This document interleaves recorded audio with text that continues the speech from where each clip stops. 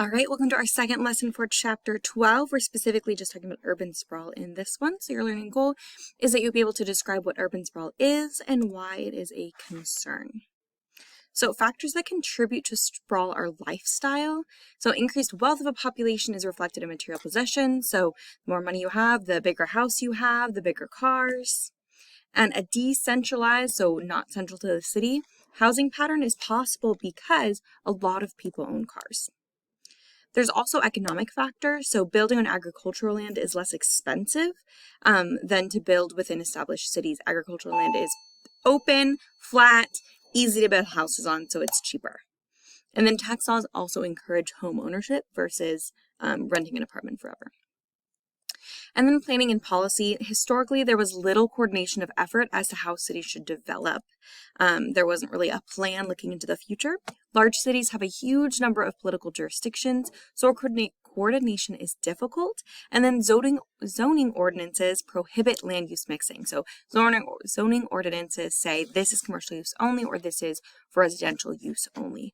Whereas ideally, we would have residential and commercial use mixed together. And then government subsidizes the development of decentralized cities. So the government makes it a lot cheaper and easier to build those big home developments versus being closer to the city.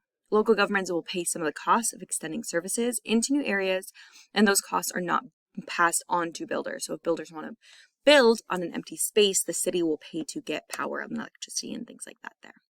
The problems with unplanned growth is transportation. So as cities grew, not a lot of thought was given to transportation corridors, and building new corridors stimulates growth in nearby areas. So the new corridors then become inadequate. So we build a corridor, but then we get more people. So then it's not big enough, like the road is too small.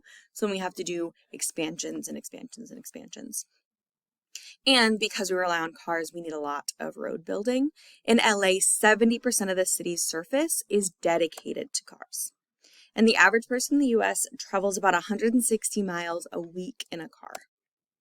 More problems are death of the central city. So currently less than 10% of people work in the central city, which means there's less income to support public services within the city.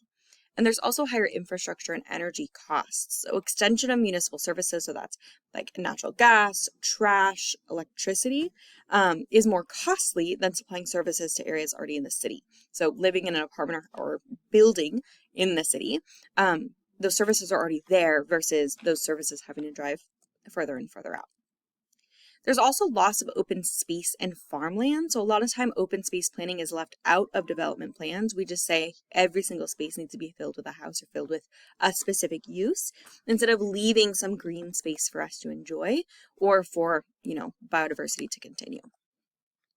Several states have established programs that provide protection to farmers who do not want to sell their land to developers, because a lot of the time farmers want to keep their land, but they're in debt and the deal is just too good.